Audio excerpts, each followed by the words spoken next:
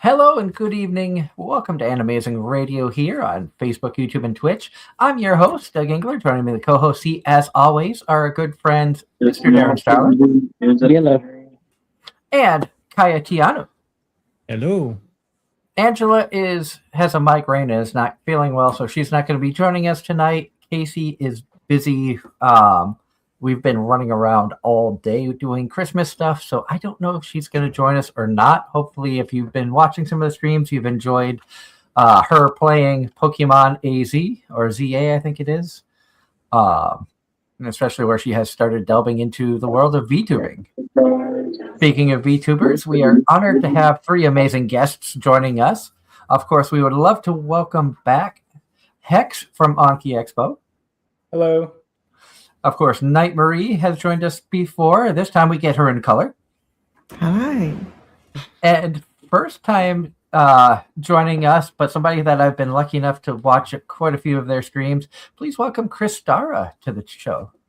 Hello, it's nice to meet you and say I'll say it publicly now. Thanks again for inviting me here today, especially on a surprise too. Oh, I was pleasantly surprised when Kaya asked if it'd be all right to have you join. Always the more the merrier, and I love having people on. Love to learn about everybody, and really appreciate the fact that all of you were able to join us tonight. Yeah, I'm glad to be here. Likewise. As for a topic, as it says in the title, we say goodbye to 2025. 2025 has been a crazy year. A lot of good things have happened for us on the show. I'm sure a lot of good things have happened for you guys as well. And I thought it'd be fun just to look back, reminisce, and also, since this is your first time on the show, Chris Dara, why don't you introduce yourself and tell everybody a little bit more about yourself?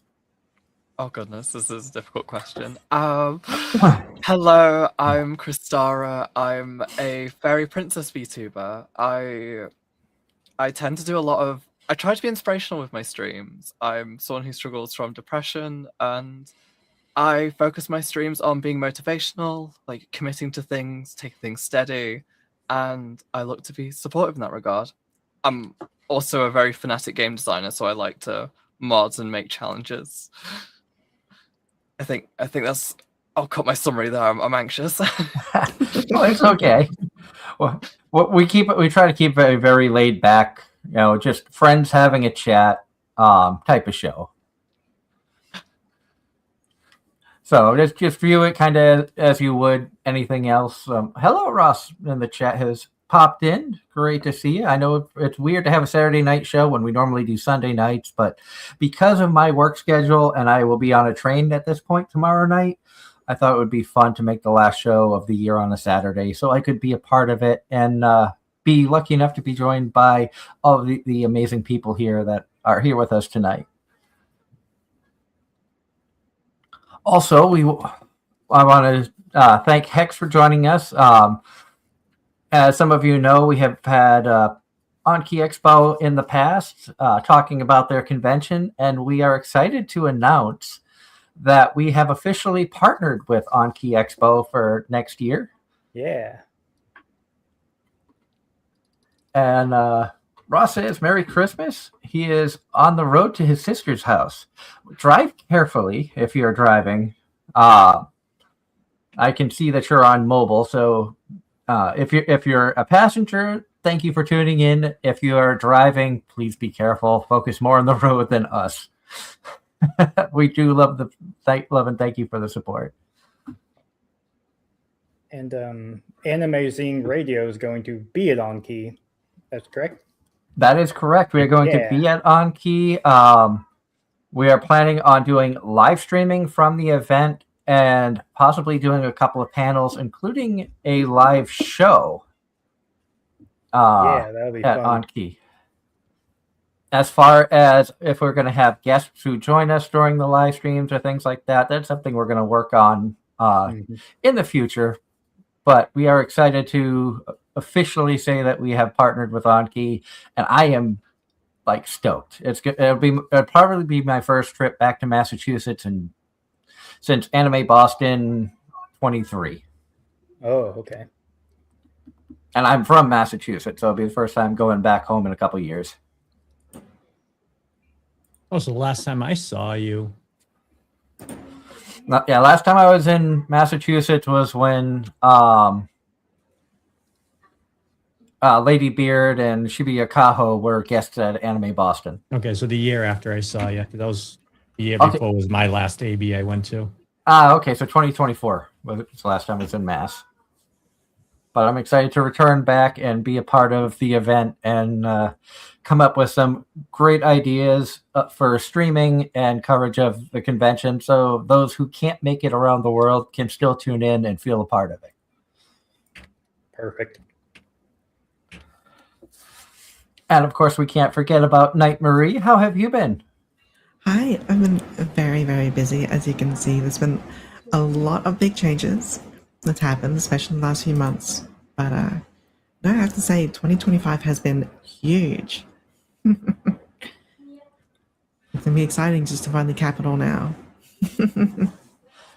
It's funny, as I've gotten older, the year seems to go by quicker and quicker. I don't know if you all feel the same, but it feels like this year went by in like a blink of an eye. Yeah, Absolutely. definitely. Yeah. Yep. And I know for Hex, this year was crazy for you, teaming up with Pin and Akio for creating On Key and trying to get everything off the ground for that. Even though it's a little bit less than a year away, it still probably feels like it's right around the corner.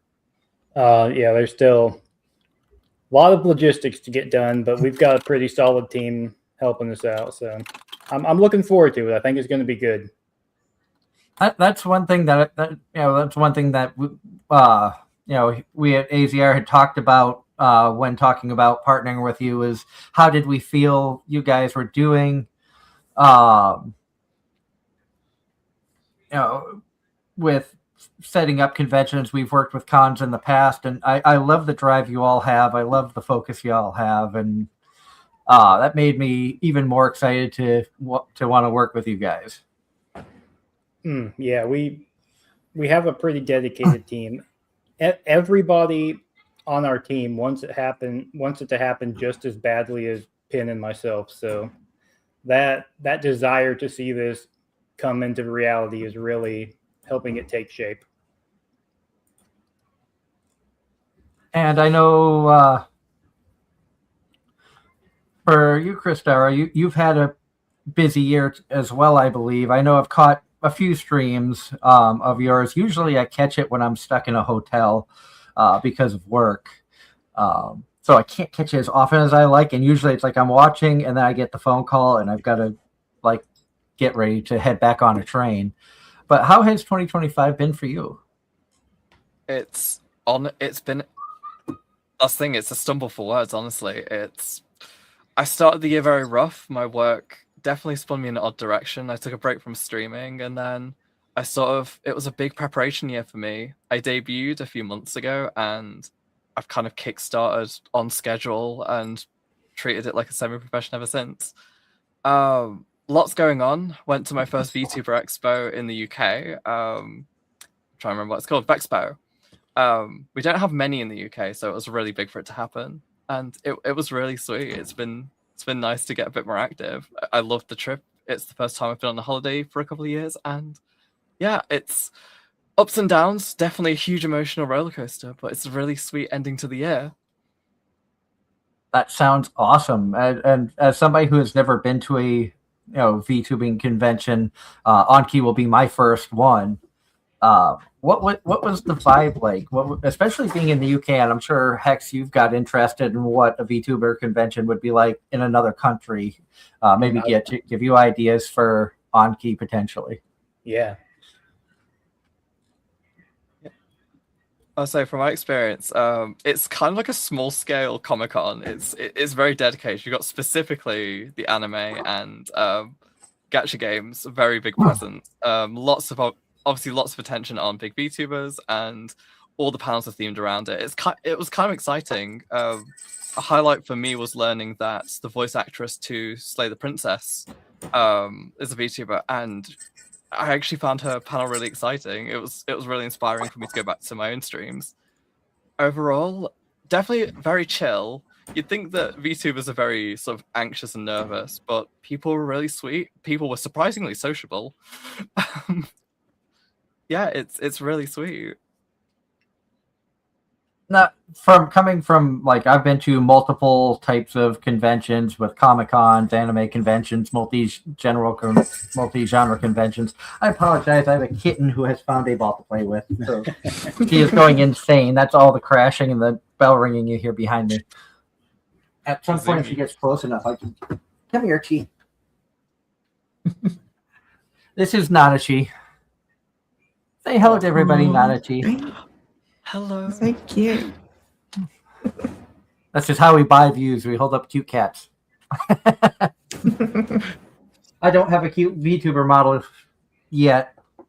At some point, maybe. I've thought about it, but I don't have the time to sit and do things like that yet. Well, the internet loves cats, so it's a good strategy. Absolutely. So it's the one downside to being a VTuber is you can't put your cat on stream. Mm-hmm. Unless you're like Kaya and instead of making cookies, you just make a cat. Very true. And I've got to say, Marie, I love the model in color. I know I've seen it a couple of times over the past month or so since you were on with us. For those of you who might be new to the show, Night Marie had joined us in the past, but she was in I believe it was a Halloween skin. That was all black and white, which looked really, really cool. But I love the color of your character as well. Thank you. This one's been about 2 years in the making, so to finally have it all come to life has been huge. Now, I know we have a lot of new people who tune in from time to time, and some people who may not be familiar with the VTuber genre. How would you explain your world and what you do to somebody who doesn't really know much about VTubing? Okay. It's actually a very interesting take. So VTubing, or basically stems off the term virtual YouTubers. So people, your Markiplier, your PewDiePie, Jacksepticeye, all those great personalities you see up on YouTube and things like that. And they always have like a face camera on, or even like yourself, Doug, and you have your face camera on and things like you present that way. When it comes to VTubing, it came down to the decision of, well, do we want to present as a character fictionally? And some, like a lot of YouTubers, stuff like that, do that already with their personalities, but we take that a step further and we create a character to portray ourselves as. And it comes with a lot of steps to make things happen. It's like, how do you make... Hey, look at this. You're a talking anime girl now. But there's a lot of steps to make that happen, and technology has come so far when it comes to, say... So right now, a camera is still pointed at my face. It's just right now what you see on screen is what's translated from what's seen on my face from the camera. It's a multi-step thing, but it creates a really exciting level of immersion for the viewers as well. It's like, oh, look, this character is acting in real time for you and things like that. And I think that's a really cool touch just to throw on insane mediums today. And I'm curious, this question for all of the VTubers that are joining us. How did you decide on your specific character? Knowing that there's so many choices out there, you could be a bunch of different things. Is it something you've thought hard about? Something that you're like, I just have a general interest and this is kind of what I want to go to? Somebody like me who would think about doing VTubing, but not sure, where to start, or what kind of model I would want, what kind of character I would want if I were to make one. What's some of the things that helped you decide on your characters? And Kristara, we'll start with you. Oh, goodness. It's the golden question, honestly. I think the story is different for everyone. For me, oh gosh. So, to put quite simply, it's not something I talk about much, but, well, my OC came from the fact I'm trans, and Kristara is my trans goals. Everything I want to be, everything I want to look like. I'm also a big lover of fantasy genre, I played a lot of Final Fantasy 14. It was where I first adopted the name Crystara. So I was probably going to be screaming right now that I stole the word crystal, which is very common in the Final Fantasy series. But I had that before I wanted to become a VTuber. I had my OC. I loved it. It's everything I wanted to be. And one day, someone introduced us to a crazy concept. What if we play our Dungeons and Dragons characters, but we use like PNG, like little reactive PNGs for our characters? And ever since that day, I was like, I want a VTuber model. And then naturally, VTuber models and streaming go hand in hand. I tried it out, and one of the best things I ever tried in my life. I've been loving streaming. So started with an OC, got a model, started streaming. But yeah, my OC like outdates my VTubing, so I took my OC, made it a model. That's awesome. And I love the wings. Thank you. I And- realized let me just show off the model. Yeah, I'm a fairy.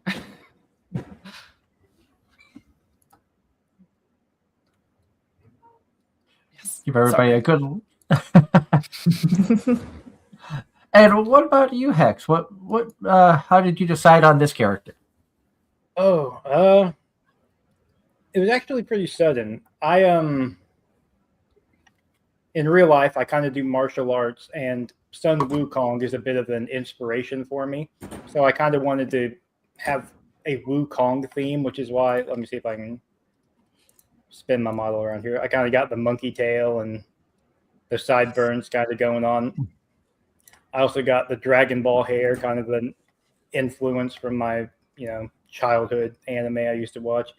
But yeah, I don't know how to scroll around my VTuber that well, sorry. But it was actually a pretty sudden inspiration for me because I'm fairly new to the VTubing scene. I've had other online personas before and everything, back before I even knew what VTubers were. But when it came down to deciding what I wanted to be here, I just went with a Wukong theme and then kind of added a few elements of myself in there. So I'm kind of like a punk monkey VTuber, I guess. I'm not sure. Your character reminds me of a character in a light novel I've been reading. They made an anime out of it.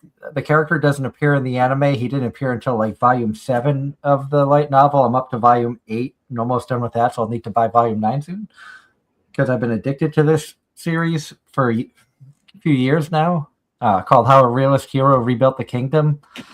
But apparently they went to another country, and one of the son of the head of the country is a like monkey. It jumps around. He carries like a big weapon with him and has like big military prowess, but he's a young teenager, so very rambunctious and like doesn't think, just does.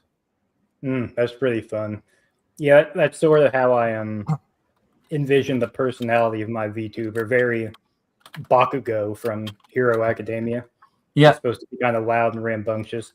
I'd like to get more assets made for it. I'm using like the background is kind of like a public asset and stuff, but I mostly just made this guy to promote my business and promote Anki. I'm not really a full-time streamer or anything, so it does what I needed to do. I'm happy with it.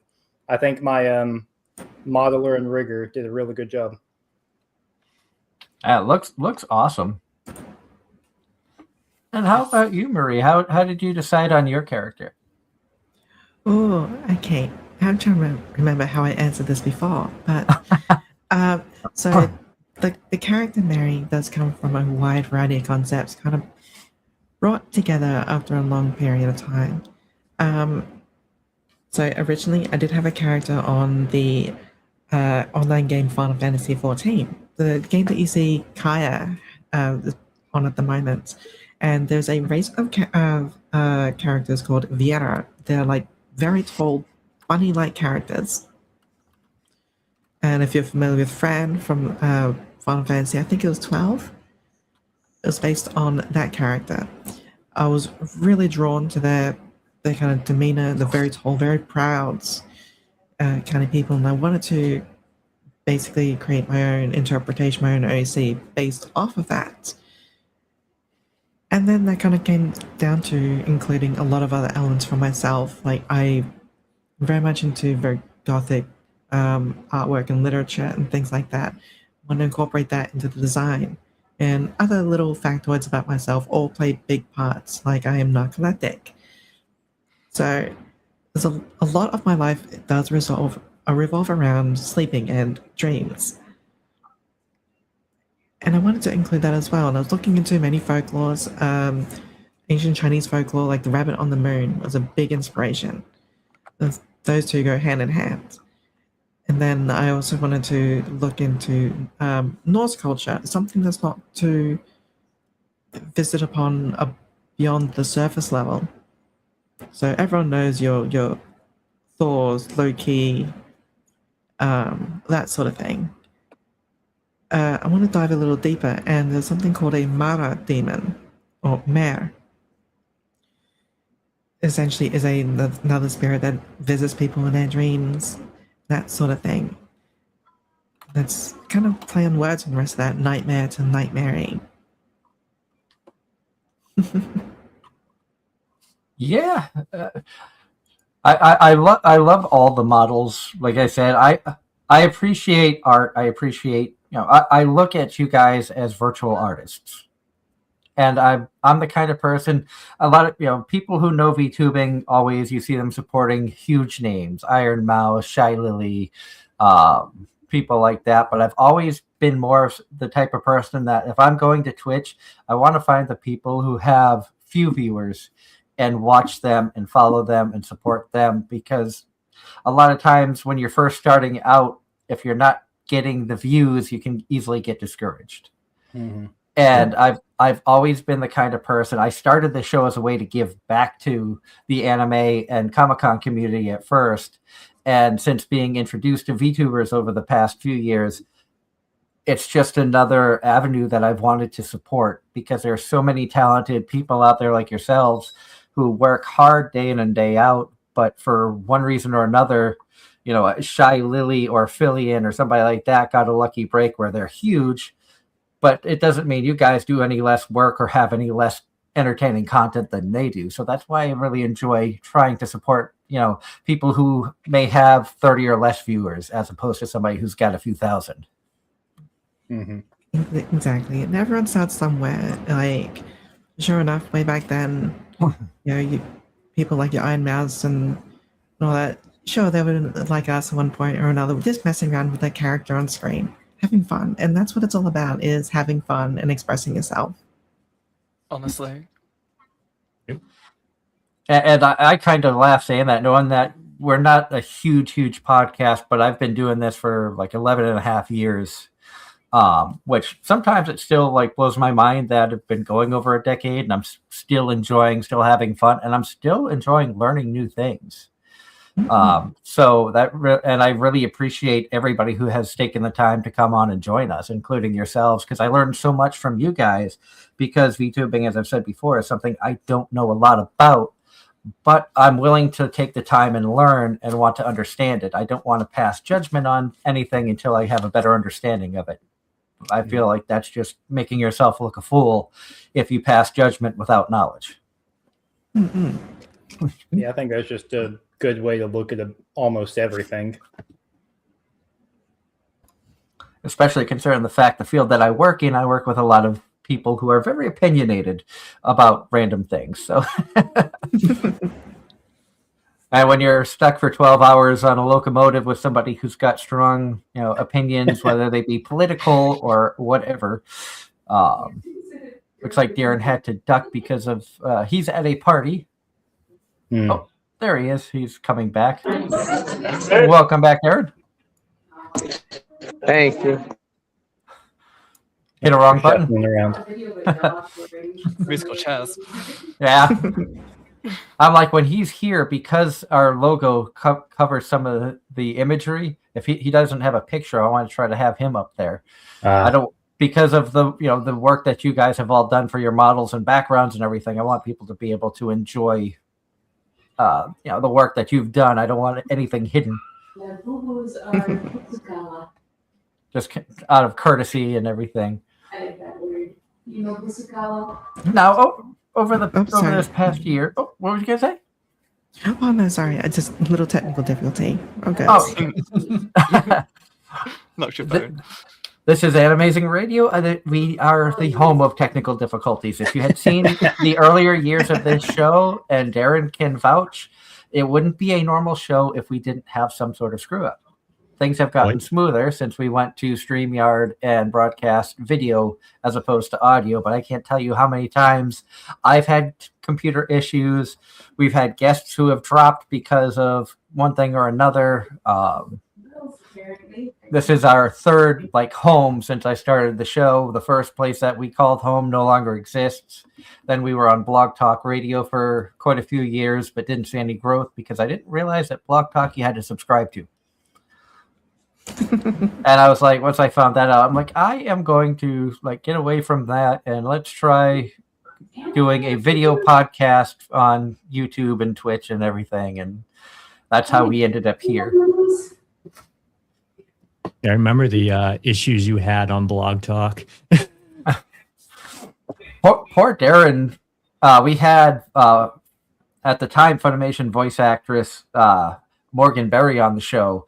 And my computer did a reboot while we were live, which left Darren and Morgan having to talk, and nobody knew what happened to me because I just suddenly dropped.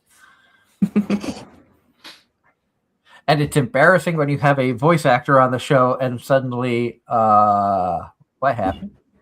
Computers being stupid. Yeah. Yeah. Which, as VTubers, I'm sure you all have had the moments where something has gone wrong technologically. Yeah, you're right at home here. I was going to say, scuff is part of... I'm surprised VTubers doesn't have an S in it, so we can stick the word scuff in there. Lots of technical difficulties. It doesn't matter how big or small you are, that every single stream, there is something. And John Knight in the chat says Freerun Season 2 is listed for 10 episodes next season. I heard Slime's getting 5 cores. Did I see that right? Is it 4 or 5 cores? First 2 cores are coming at the beginning of the year. I don't know. I haven't heard that, but that's what I saw. Things just happen fast in the anime world. Do any of you watch anime? Or I know Final Fantasy has been a big part for Kristara and Marie's creation of their characters and everything, but have you gotten into the anime world as well? Are there shows that you enjoy? I'm a big fan of a lot would consider the classics or I guess a lot of the essentials to any anime enjoyer's kit. So all the way back from your Trigun, your Cowboy Bebop, your Full Metal Alchemist, that sort of thing. I've watched a couple in more recent years, but I'm a little bit out of the loop when it comes to 24 and 25. I have been watching Keeping Up with Spy X Family and that as well. I've been having an absolute blast watching those. And what about you, Kristara? Well, similar story to Mary. If you ask me if I've seen any show in the past few years, no. But one show that had a special place in my heart, and I've watched on many, many occasions. Fairy Tail has always been my favorite show. It's a bit of a coincidence that I'm a fairy, but I've not seen the final season, but I've seen the base season in 2014. And I must have rewatched each episode at least 3 times, if not many, many, many more times, depending on the arc. I love the show. Very good show. I love it so much. I think I love the Celtic vibes. There's so many details to it I love.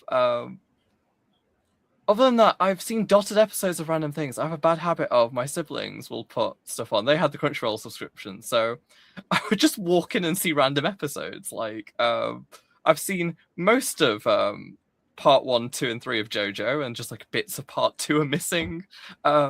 Many episodes of Assassination in Classroom. Love that show too. Some classics, I think.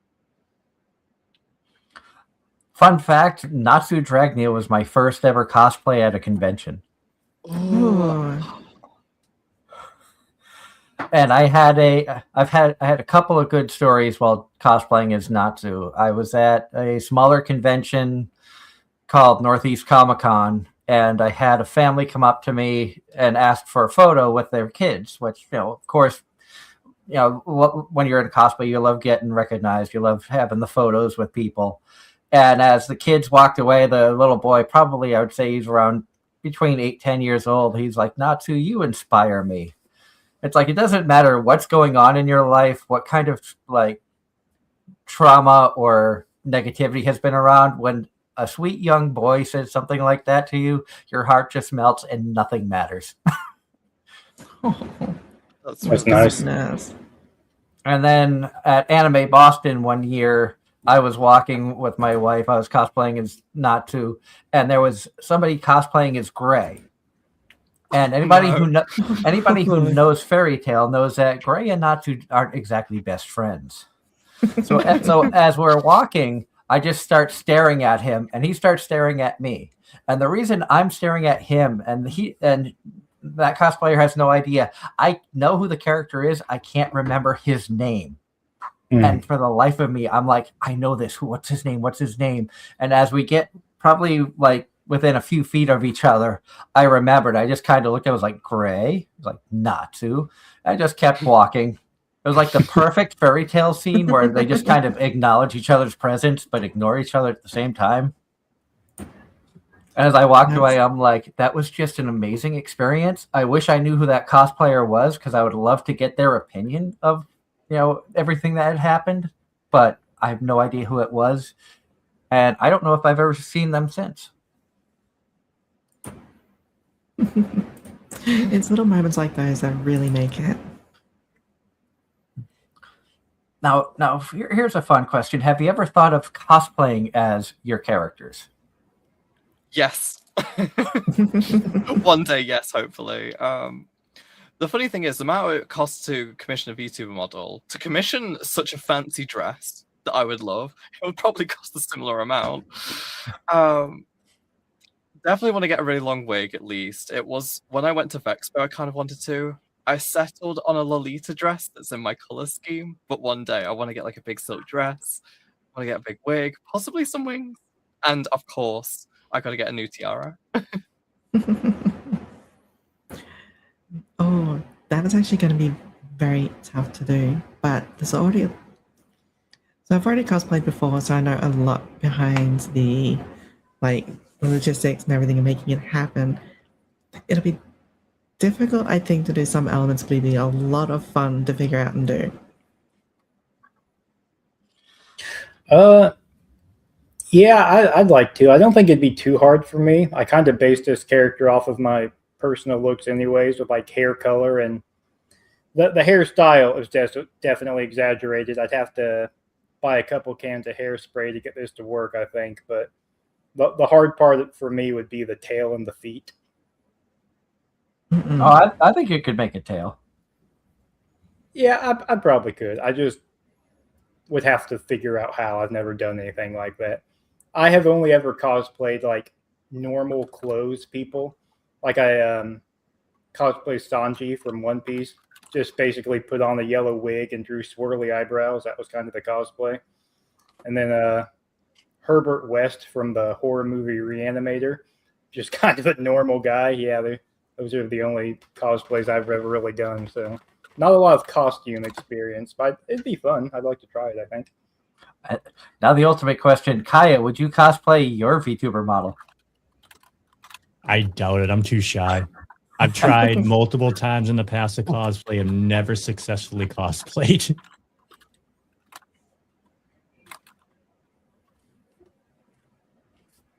And Ross in the chat says, Doug, it's been a while since I saw you, but 2 weeks ago he got good news. His favorite childhood book series is getting an animated series, The Magic Treehouse. Oh, awesome. Ooh. That's I don't awesome. think I know that one. I'm looking it up. Darren disconnected again. Welcome back, Darren. I think he wanted to say something and then disconnected. The trouble of being multitasking at a party and stuff. We've had that happen before where we have had guests that have joined us. I think we had what was it? We had a show that we had Anthony Bowling and Jeremy Inman, two now Crunchyroll voice actors, had joined us for a Christmas special, but they failed to mention that they were going to be at a Christmas party for, at the time, Funimation voice actors. So we ended up having, I think, 7 voice actors in total join us instead of just the 2 of them, which was insane.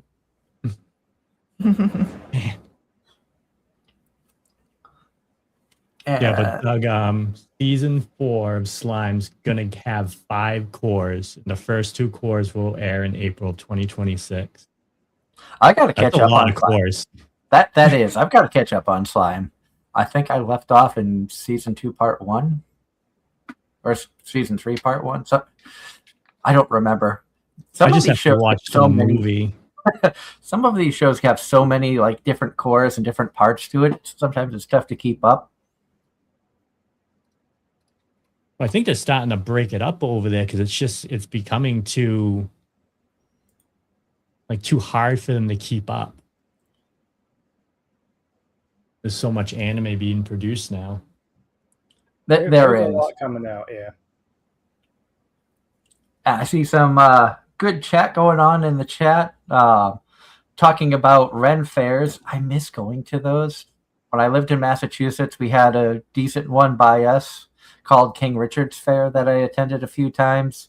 I'm not sure what's in Pennsylvania where I live now. You should have some good ones in Pennsylvania. I'm sure there are. I just don't know because I haven't really taken the time to look. we've got one in my state. I've never actually been, though. I've always wanted to. It's just one of those things I've never set time aside to do.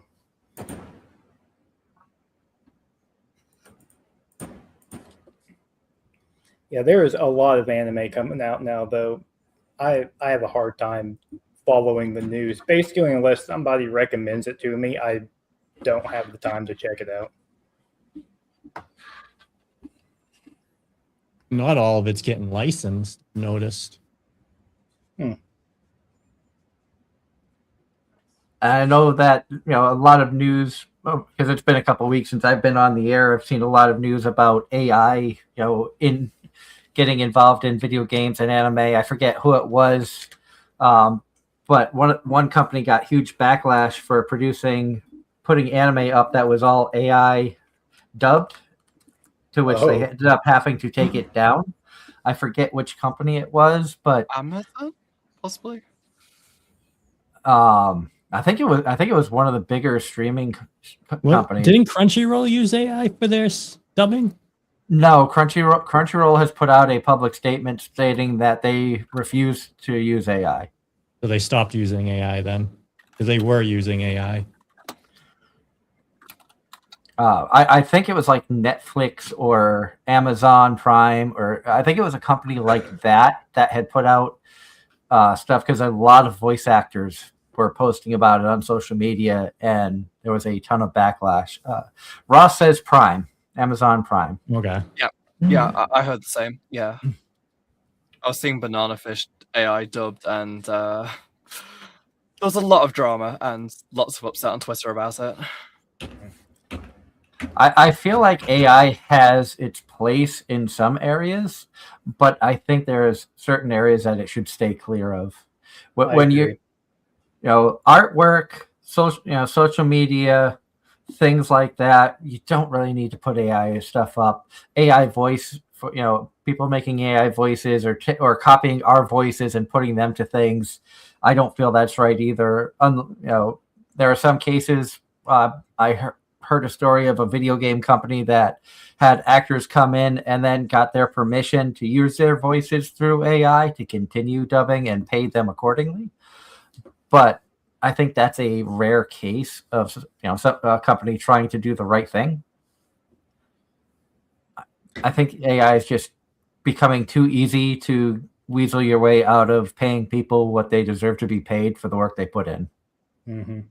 It's a Exactly. very big moral gray area at the moment when it comes to like creative rights, especially since we were basically just getting to the point of like nailing down like copyrights and things like that, and then now we're taking AI, which at least generative AI tends to basically essentially plagiarize from all the other sources. There's artwork, your voice, that as well. And it's like, well, what happens to those rights? What happens to those copyrights when an AI steals it, basically, to use in their own generation algorithm? It's like you who can you go after in a case like that?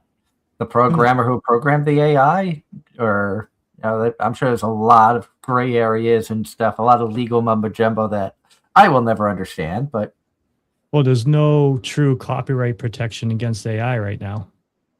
It's a whole new. It's like when the internet first came out. yeah, Something like somebody's got to bring someone to court, and there needs to be an actual something done. That's what's going to happen at some point. Then they'll do something. I do think there's like you said, a place for AI, but yeah, just using it for straight up art, that I can't get behind that. I have used it for art before.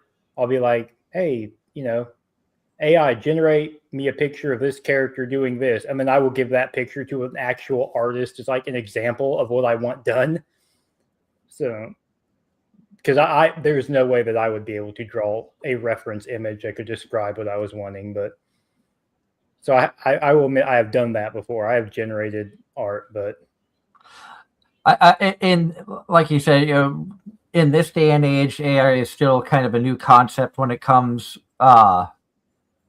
to artwork, things like that. But there are some people who will use it like you did, where it's like, okay, I have an idea, but I could never draw it. So I found a tool that could do this for me that I can use as a reference to pay somebody to make the real piece. You're not just like, I'm going to do this and now I'm going to. I've seen conventions where people have been kicked out, and you can tell that they're using AI generated art or fake artwork and stuff like that. Little bit of a VTuber convention drama on X recently about that. Yeah, but don't most conventions ban AI art in the fall anyway? I know Anime Boston does. We have. Onki has.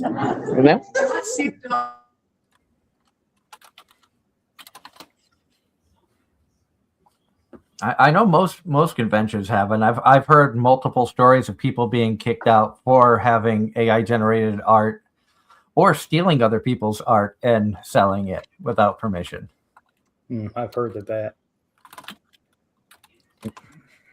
My wife's an artist and has done a lot of conventions, follows a lot of artists on social media, and we've been at conventions where she's like, I know that artwork, and that's not the person who drew it, and stuff of that nature. And it's like, we might want to say something that we think that they're selling stolen art or bring it to somebody's attention. But you never want to be the narc, but at the same point in time, you don't want somebody getting away with stealing and making money off of.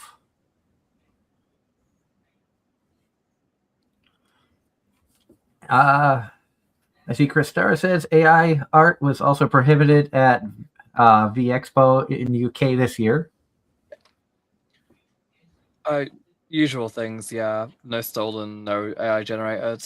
I know when you first brought up the topic, I know the Game Awards has had some big news on that one. Claire Obscure was discovered to have some AI generated assets that they used as dev art, and it did get pulled from Game of the Year, or at least for one of the categories or two. Ross in the chat says, I say AI art is conflicting based on who uses it. I only like those who use it to help draw rather than create all of AI of the art. So much like with you, Hex, where you used it as a tool to get an Concept. idea for a basic, for the final product that you wanted, as opposed to I made this up, AI did it, here's my picture. Right. And that's how I see a lot of AI. It's a tool, It's not going anywhere. We're going to have to learn how to use it and work with it, but it is not a substitute for a finished product. That's exactly how I've always heard it. It's a very big description has been to augment, not to replace. Even before AI, we've kind of had this concept with redeems and automated systems. The amount of jobs that you could lose from having an automated system replace a person, and AI is such a key one to do that. So there's sort of bigger risk of that.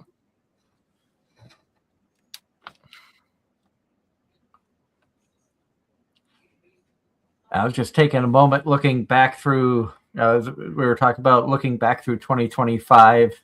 I was looking back through the shows that I had done this year. Some of them I had forgotten about. I see like test streams. We've had had many friends join us in the past. Cosplayer Julia Coelho, who got married this year. So congratulations to her. I started playing more games on stream. Thanks to Kaya, who got me addicted to Uma Musume for a while. Sounds like a Kai thing. And Kaya, I think I told you before, but after that night of playing Final Fantasy 14 for a while, I went back and everything I had done was lost. The character is gone. Like the world, like I can go back to that world, but nothing is there anymore. I don't know what happened. I thought I used the same login that I had done before, but I can't find anything. So that's why I haven't gone back to play Final Fantasy 14. That's weird. You're on the right server? Same server, because I went back and looked at our messages, because I remember telling you, okay, this is the server I'm on. This is my character name and everything, and I could not find it. Really? What was your character's name? Because I know I added you as a friend. Fawn Onderdonk. Yeah, you're still there. So You're on Gollum. So you're on Gollum. That's the server it has you on. So I don't know if I made a mistake putting in the account. The problem when you have two emails that you use on a regular basis and can't. Yeah, but you would have had to have the account already made. So unless you made two different accounts, you wouldn't be able to log in. Yeah. Your character's sitting there, so it won't let me see that. But looking back at 2025, what would each of you say is one of the highlights for you from this year?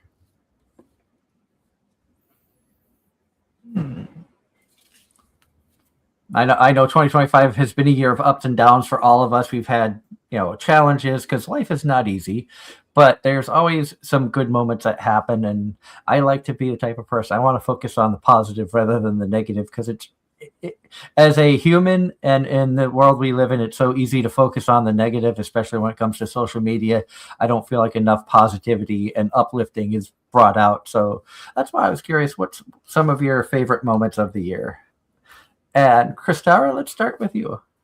Oh gosh. I'm trying to think of a key example, but I'd say it's been a few collabs. So it's a very normal thing for VTubers to collab with each other. And I'm normally a quieter type and I do my own content, but we've had a couple of Lethal Company streams that have been absolute madness and a ridiculous amount of fun.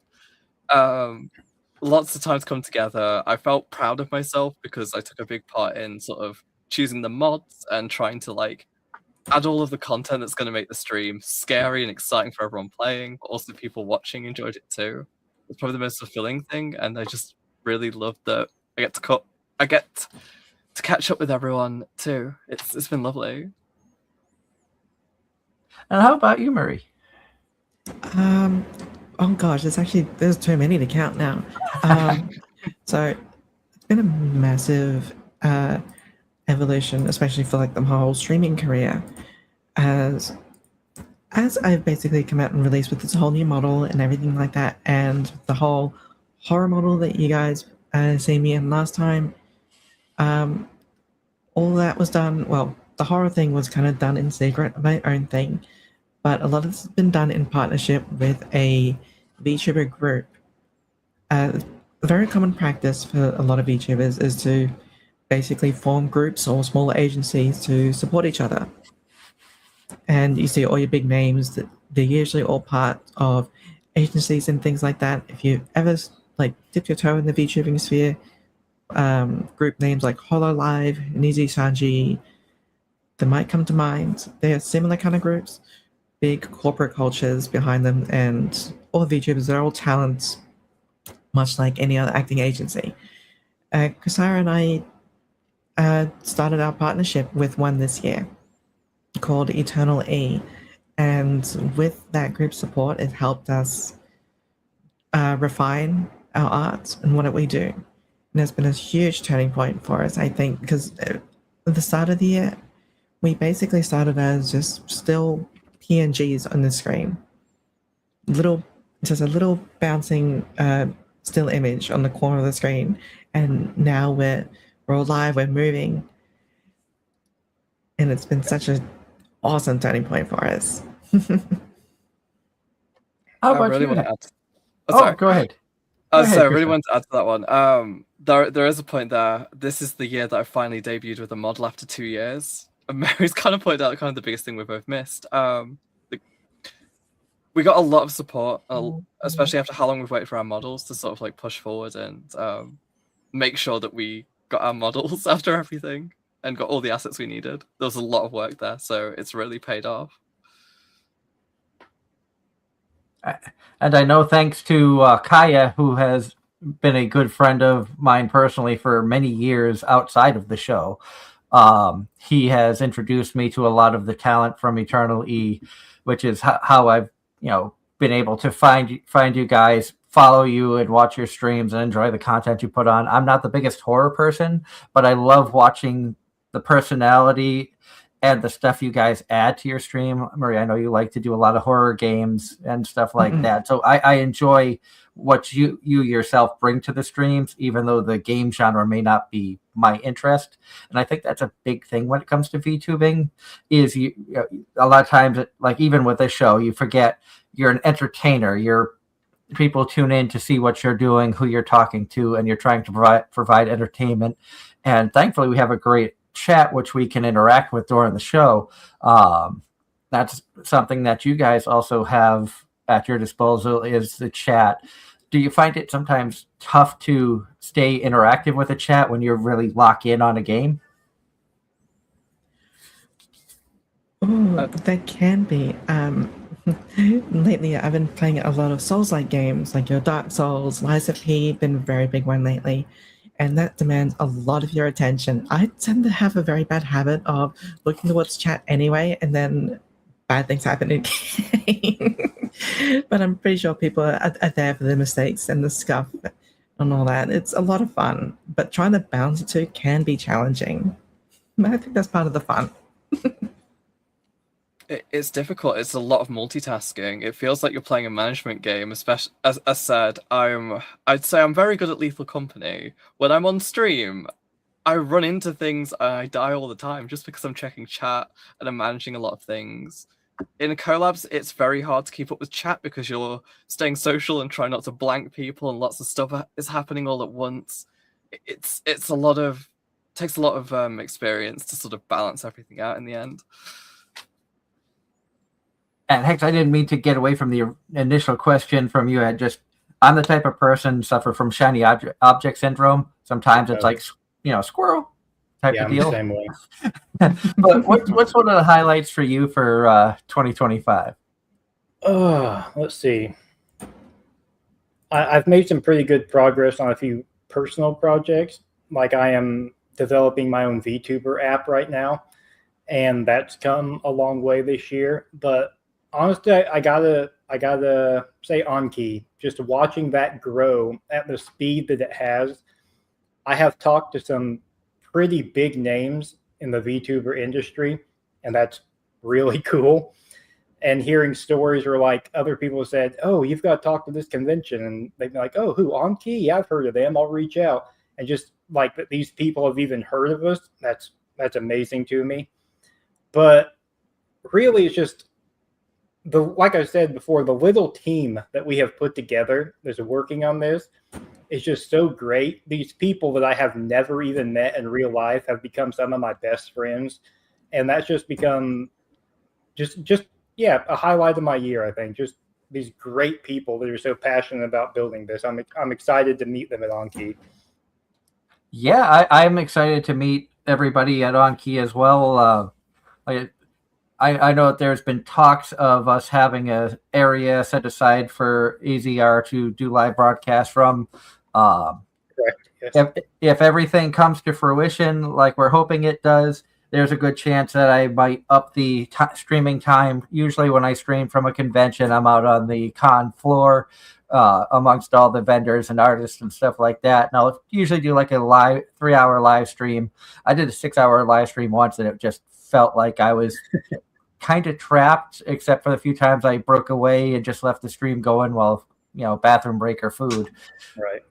But I feel like if things go the way that we've been talking, that I may try to stream for longer than the 3 hours, because I feel like that wouldn't be enough time each day to really give our fans and the viewers who can tune in a true taste of what Anki has to offer. And, I want to be able to give everybody a chance to really showcase what your convention can do, and especially since it's amongst the first of its kind on the East Coast of the U.S. Yeah, we'll make it work. I'm looking forward to it. It's going to be exciting. And Sounds Kai, what's one of your highlights of 2025?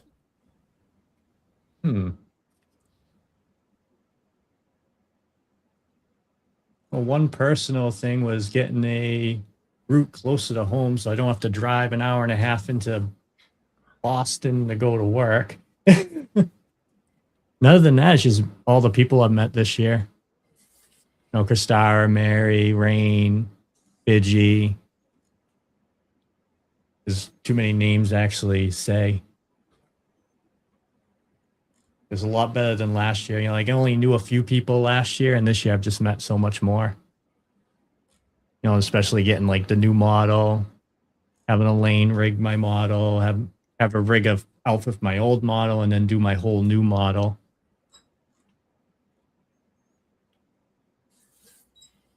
That's about it. Darren, I know you're at a party, but if you want to chime in on what your one of your favorite moments was from 2025, feel free to chime in anytime. For me, it's tough because there have been so many different things that have happened this year. Amongst some of the best was being like I jokingly say that the show sometimes feels like a second job, but it's also a hobby for me. When I'm not able to join the show on a typical Sunday night due to work and things like that, I feel like I have to do a stream throughout the week just because I love being a part of the show. As I mentioned before, when I started Anime-Zing Radio, anime had gotten me through a tough time in my life. I went through a messy divorce, and anime was kind of my mental escape from the drama of real life. And it just so happened that I found a way of giving back to the community. So I wanted to use this show kind of as a way for me to be connected to the anime pop culture world, while at the same time giving other people a place to just escape reality for a couple hours. And over the years, we've been blessed to have so many different guests. We've had voice actors and cosplayers and artists and gamers and VTubers like yourselves. And really, I think just getting the chance to meet all of you guys and like being able to work with Anki and get things kicking off this year, I'm really excited about that. I'm excited about being able to make more streams for Marie and Kristara and a lot of the other VTubers that I try to follow, I think my Twitch channel probably has more VTubers on it than some people would like to admit. But yeah, give me just a moment. I think my kitten has found a Lego.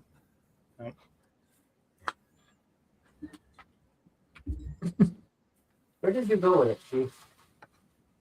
Kitten running around.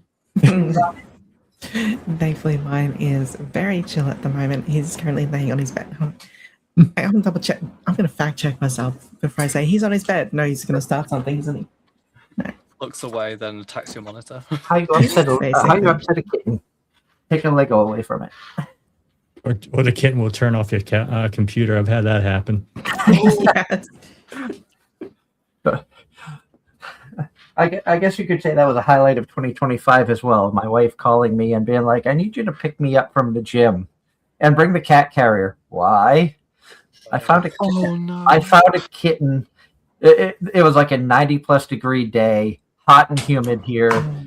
The kitten was hiding under a car to get some shade, panting. So we ended up bringing it home, and I already have 2 other cats. So we had talked with, after bringing her home, bringing her to the vet to make sure she was okay. It looked like somebody might have abandoned her. So now I have 3 cats. I have 2 with very opposing personalities. One of them is just the laziest, chillest cat in the world. I can do anything to him, and as long as he's getting attention, he's happy. And the other one is the most skittish, high-strung. She's a hunter, though. That's kind of how I adopted her. She was hanging around my house, and opposite weather, though. It was the news. It was so cold, the news was calling it pet killing weather. And I thought, well, I'm not just going to leave her out there. So after she was taken to the vet and cleared with a clean bill of health to make sure she wouldn't bring anything to my other old man cat, she's permanent resident here now. Yeah, I have to say, like, the other 2 cats, we have Ainz, who is a scaredy cat. He hides most of his time because Nanachi will attack him when she sees him. And then Haru, the oldest cat, she's a big chunky tortie, and she will try to play with her, and Haru just turn around and slap the crap out of Nanachi. And Master I'm just gonna say Master because I'm gonna mess up that name. That says I do think my Twitch follows 90% VTubers. I think a lot of us do now because VTubing has become such a way of life. It's really exploded, yeah. The line's blurred too. I feel like it's less of its unique thing now with a specific style, and it's just another way that you present your face on stream. Like, Yep. VTubers go from anime girl to a reactive PNG off a piece of bread. Yeah. Or the latest awards, the VTuber of the year, went towards a guy who has a peanut as his avatar. I heard about the controversy of that. Yep. I think it's really only controversial because he said he dislikes VTubers or something like that. Yeah. So Yeah. people are wondering why he won that award if he doesn't even like VTubers. There was some clarification. I think it was he doesn't like being called a VTuber himself, not that he didn't like VTubers. But I might be mistaken there. There was some confusion there, though, and that's what people were taking from it. Right. Yeah, But I think there's a lot of missing context. That shows you how thin the line is, like what really is a VTuber. Exactly. Well, it's like you guys mentioned PNG tubers earlier. That's just a couple static images that change when you talk, and that is a VTuber, correct? So yeah, you can be. Yeah. I mean, I have seen so many different styles of VTubers now. I think before I even knew what a VTuber was, I used to read a webcomic called PvP Online, and the author of that had it was a VTuber technically of his dwarf character that would just like sit at a desk, and I think only the arm and the mouth moved, but it's VTubing has been around for a long time in different styles, and yeah, it's crazy. I look back at a few YouTubers I watch, and sometimes it's their profile pic that bounces. A couple of people you wouldn't even think of VTubers. They might have their character that's just the face or mascot of their channel, but they have like a little Yeah. doodle that pops up of them. It's a very blurry line. It is, and that falls back down to the name, just virtual YouTuber. It's like, are you presenting with your face, or are you presenting with a character? And if it's a character, I guess that's virtual, right? I will say that there is a very it feels easy to distinguish. So VTubers tend to call like traditional like actual camera face streamers flesh tubers because well you're in the flesh. So if you look at it from that angle, anything that isn't in the flesh and is more virtual is a VTuber at that point. Once it's a picture, it's like once it's like a PNG on your PC or something, that's when you're like in VTuber territory. that's true. I think when most people hear VTuber, they think the anime style, which I do believe is the more overwhelmingly popular style. But yeah, VTubing can really be about anything anymore. Very true. Now, I know we touched a little bit on animes, and I know that Marie and Christari said that you haven't watched much anime of like newer stuff. Knowing your interest in the Final Fantasy series, there's one anime that comes to mind I think you both would enjoy. Oh, And it's a little bit older. It's got 2 seasons. It's called New Game. And it's the story of a girl who graduates high school and starts working at a video game company.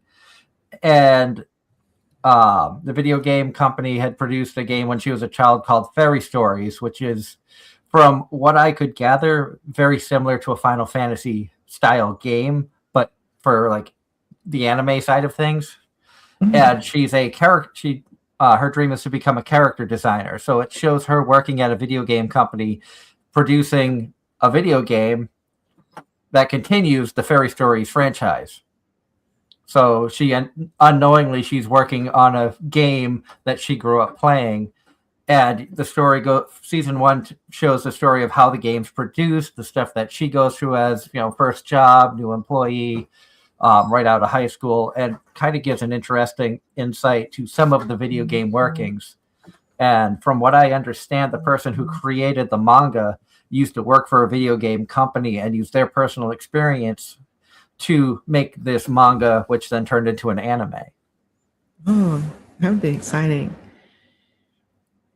So it might be something that you both would enjoy, especially since the game style reminds me a lot of the Final Fantasy franchise.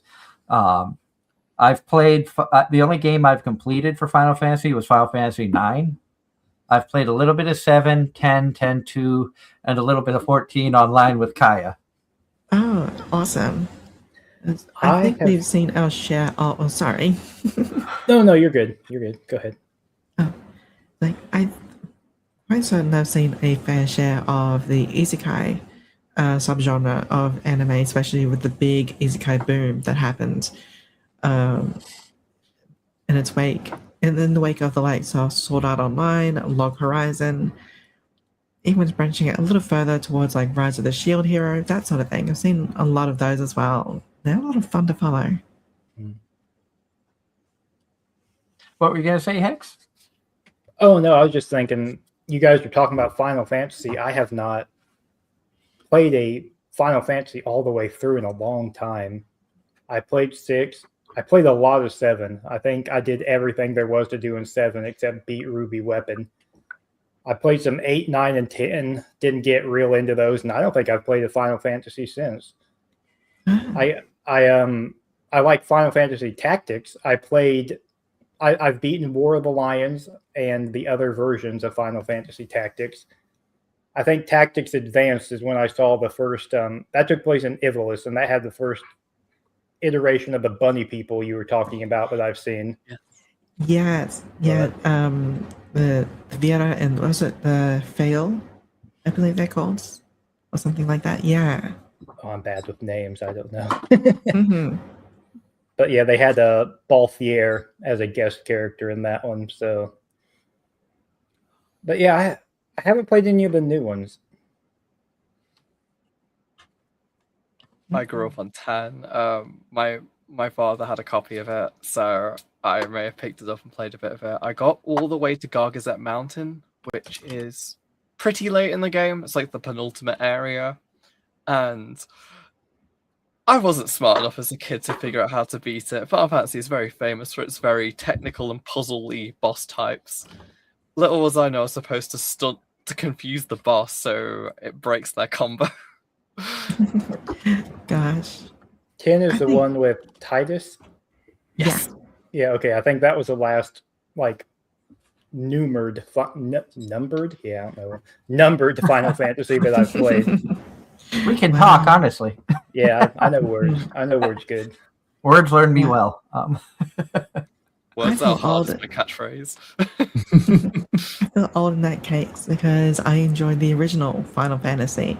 There was no numbers, it was just Final Fantasy that was made as a last ditch effort for a game developer and been following it since. Although I skipped the second game, I played the third. And I skipped a few titles from there all the way towards 7. Then I went on to, it was 10 and 10-2. Had a very, very brief look at Final Fantasy XI, the first MMO that they attempted. Went all the way through 12, and the Zodiac Age variant of that game was an absolute delight. And then played through the 13. Again, very different narrative experience they went with on that one, and through to 14 and 15. I was living with some friends for a short time, and they had Final Fantasy IX, and this was back in the days where I think it was it PlayStation who had it? I think it was PlayStation. I believe And- so, yeah. Mhm. And you had 4 discs Yes. to play Final Yeah. Fantasy IX. And Yeah. I watched them play it and got interested, so I got the game myself and went through and enjoyed the storyline. And it was, like I said, it's the only Final Fantasy game I've completed. 10 Final Fantasy 10 I had started, and I was like, some of the stuff where you can use the skill tree and things like that, my brain just couldn't comprehend, what was good, what wasn't. And then I kind of lost interest between, I think at the time I was working 2 or 3 jobs. And at one point I was averaging 2 days off a month. So finding times to game and do much of anything was difficult. And it was a while before I got back into games and things like that, just because, life and everything gets in the way at times, which we all have felt at some point in our lives, where we want to do stuff, but we have things we have to do that prevents us from doing what we want to. Yeah. Yep. Because I've played all the Final Fantasies, other than like the newer action ones. And then actually 11 was my first MMO.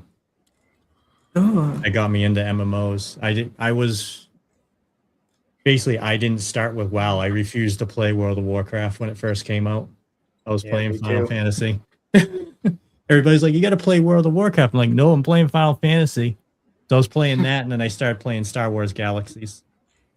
I refused to play World of Warcraft for a dumb reason. I wanted to be on the Horde because I like the monstrous races, and my friend wanted to be in the Alliance. And I'm like, well, if it's not even going to let us play together, then I'm just not even going to play that stuff. Right. I'm not going to play a multiplayer game by myself. mm-mm. I avoided WoW for many years, and it's going to sound, it makes sense, but it sounds stupid at the same point in time. When I was with my ex-wife, her brother was so addicted to World of Warcraft, because this was back at its peak, that it had ruined a marriage, Oh, Oh. No. because he spent more time on the game than he did with other things. Mhm. And I'm like, I don't want to get into a game that is that addictive that could potentially ruin a relationship or things like that. Ironically enough, the relationship ended up falling apart anyway. not because of any games, but just because personal things had happened. We kind of grew apart, and I knew that I'd put everything into it. Things still weren't working out, so no sense in staying in a bad relationship if there's no benefit for anybody involved to stay around. Right. In which since making the decision of going, leaving my ex-wife, things have gotten so much better, and thanks in part to that, I'm here now doing a show where I get to talk to you amazing people and have a great chat, and fans who tune in on a regular basis, and amazing co-hosts, and really very thankful for the decisions that I've made that have led me to where we are now. At the time that turmoil happens, we may not understand why it's going on, but down the road, when you can look back, it's like, well, I'm better off because of this, because I've learned from it and been able to, any mistakes I feel like I've made, I can work on trying to better myself as a person and have a better understanding of, trying to have a good relationship or whatever the case may be to lead to that turmoil to help us move ahead.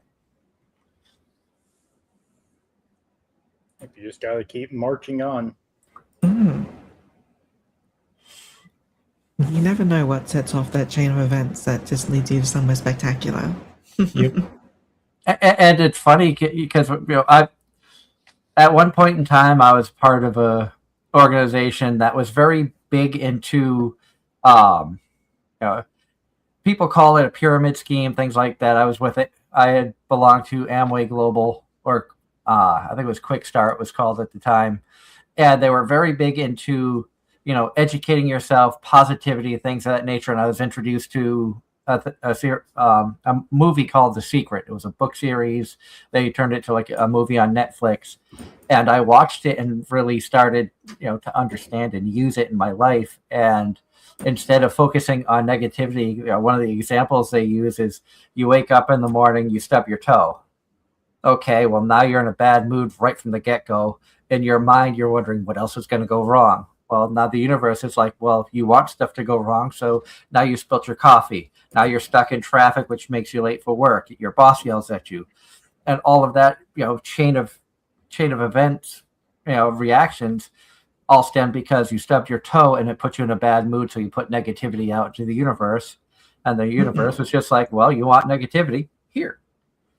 So I try to, and it's something that takes time. You have to get, mentally past a lot of turmoil, a lot of things like that. And I tried to turn it around into positivity.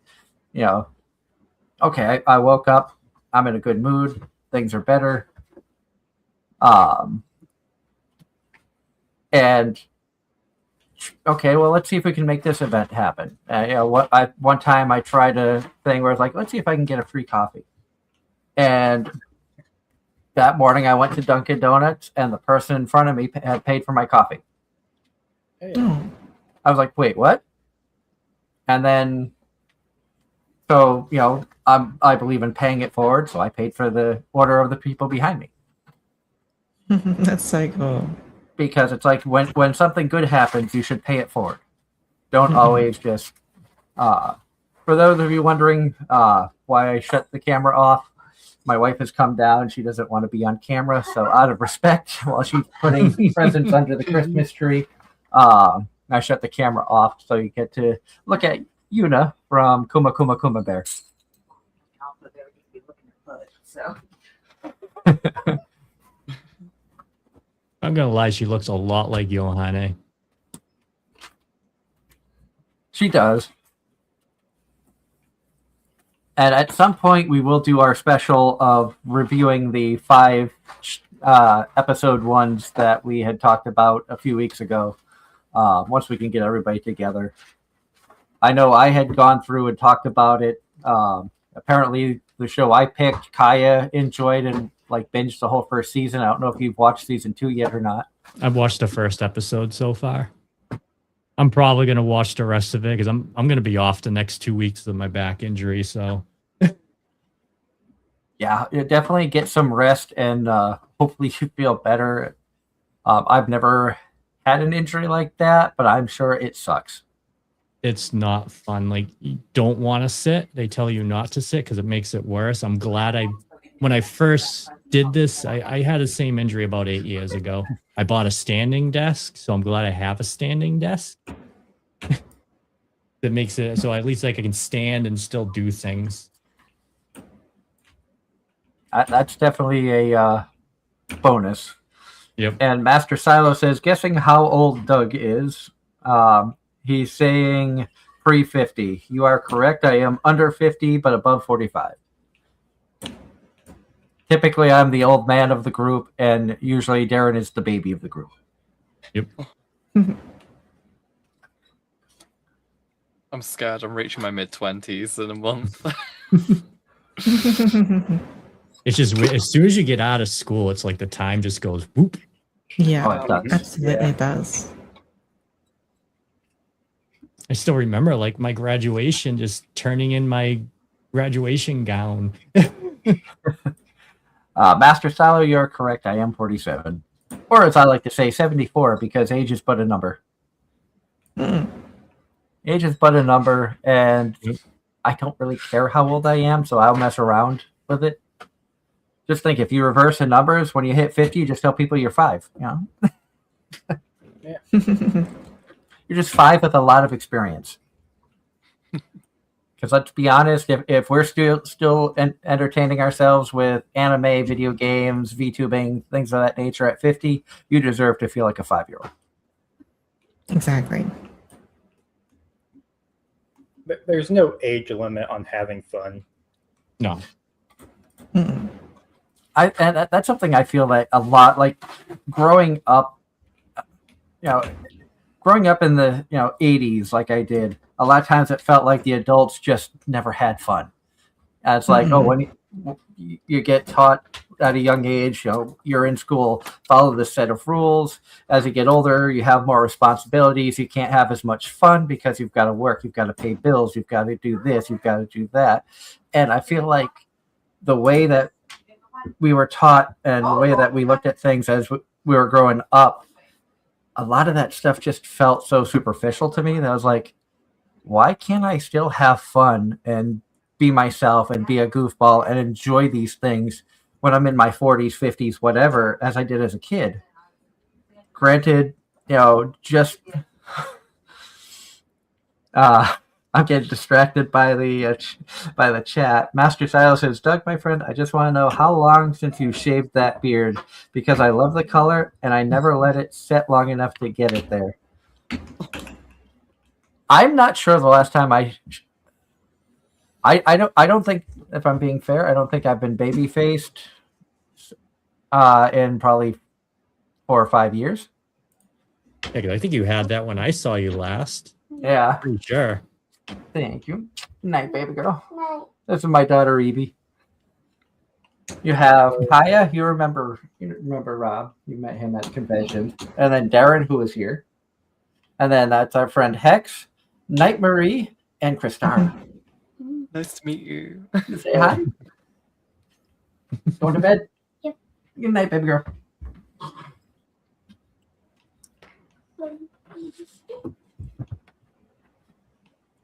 She makes her appearance.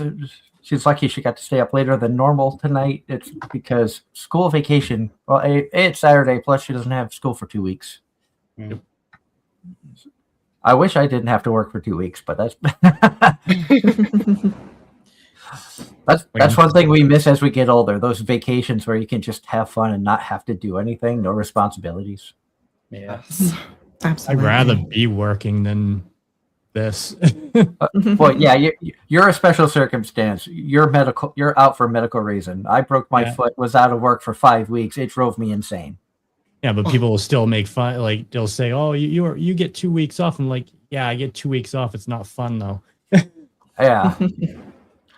And I think until you get injured and are forced to take the time off, you don't understand fully what it's like when somebody's out on injury leave. Yep. Because 8 years ago, I hurt myself. I was out for 6 months, and people would always joke. But I'm like, I wasn't able to do anything till the final week coming back. It took me 6 months to recover from a back injury. we're all feeling old with like back injuries and talking about age and all this stuff. Let's get back to the fun stuff. Oh yeah.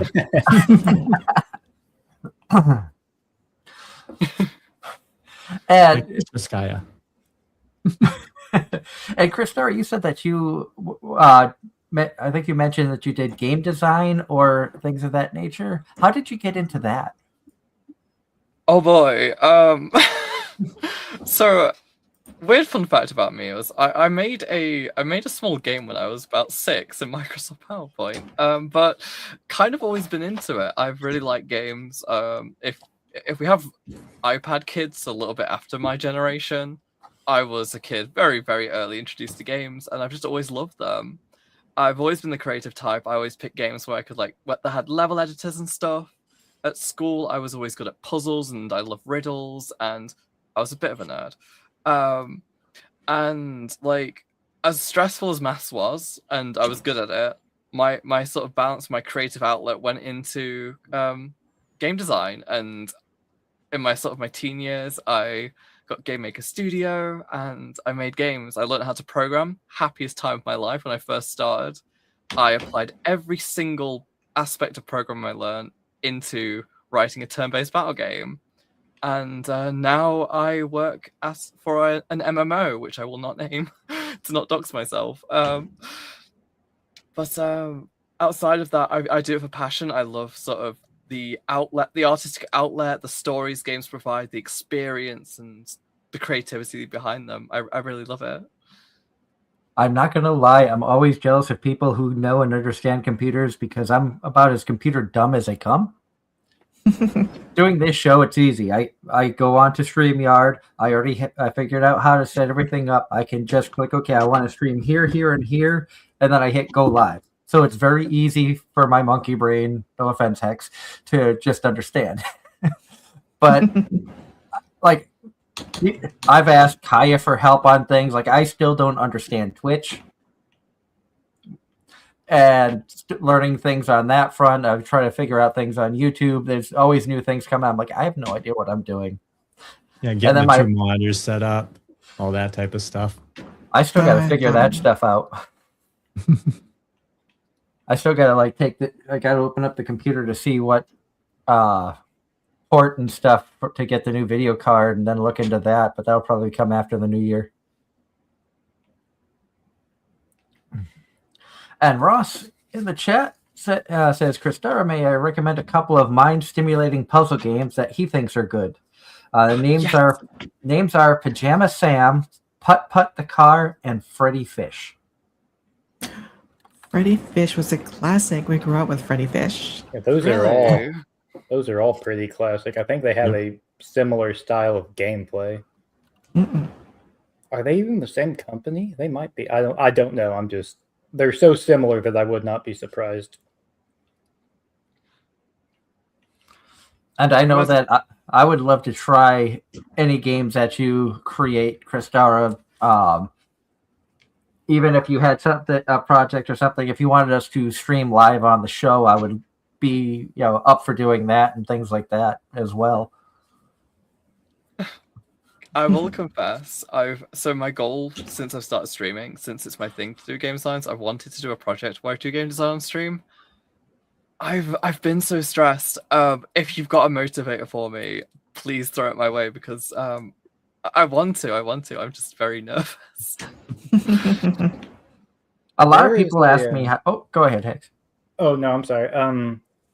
There's like a month of game. I watch a YouTuber who once a year there's like a challenge where they try to build a game in like a month or something. I think it's like a community thing. Have you heard of that? Yes. So a big thing in like game design in general is game jams, and they can vary. Like I know lots of different places will do like weekend or week-long game jams where like you have a tiny amount of time. Here's a topic, make a game in this field. So they vary in size. I know actually around, I think it's in December, there's like there's a programming puzzle to do every day. It's like a Christmas programming thing. And each day you get like a different problem and, well, you write the code solution to it. it's like the code calendar or something. There's quite a few. I've done a game jam once. If I didn't dox my real name on it, I would bring it up. It was a fun little one. I did it with my uni group. But yeah, I need to get a new publication out there. My workplace did a game jam recently, and I took the opportunity to show my game design skills. Normally, so I don't actually do the game design part of my workplace. I kind of make the actual servers work for the MMO. Okay. So I program the actual back end. So any opportunity to actually get onto the game design side, I'm happy to. I was going to say, you were talking about trying to find the nerve to do it. A lot of people, because I've been doing this show for so long, it feels natural to come on and talk to people. But a lot of people are surprised to find out that when I started this show, it was so far out of my comfort zone.